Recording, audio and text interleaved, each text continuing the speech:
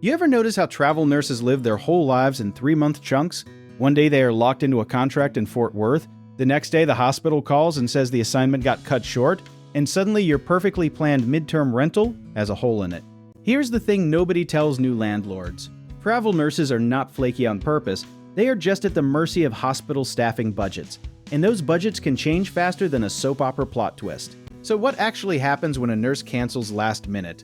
Most midterm leases are 30 days or longer, which means they do not fall under regular hotel cancellation rules, they fall under landlord-tenant law instead.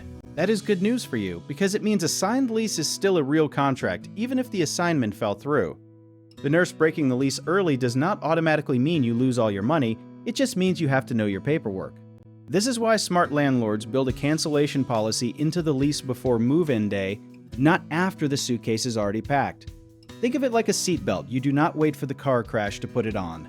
A common setup is a sliding scale, something like full refund minus a small fee if they cancel 30 days out, partial refund if it is 2 weeks out, and little to no refund if it is within 48 hours. That way everyone knows the rules before emotions get involved. Now let us talk about the security deposit, because this is where landlords either look like heroes or villains. If a nurse cancels with short notice, you can often apply part of the deposit toward lost rent, but you cannot just vanish with the whole thing and ghost them like a bad Tinder date. Documentation is your best friend here. Screenshot the lease terms, save the texts, keep a timeline, because if this ever turns into a dispute, the person with the paper trail wins, not the person who yells the loudest. Here is a twist a lot of landlords do not expect. Sometimes the hospital itself extends an apology offer, or even housing stipend adjustment when assignments get canceled.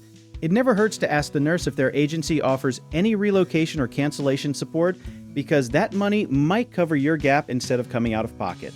Let us bust a myth real quick. Some landlords think they have to just accept the loss because nurses are sympathetic essential workers.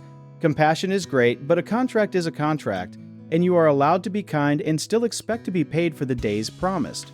The smartest move long-term is building a short rebooking pipeline before you ever need it. Keep a running list of other travel nurses, remote workers, or relocating families who reached out before, so when a cancellation happens, you are not starting from zero.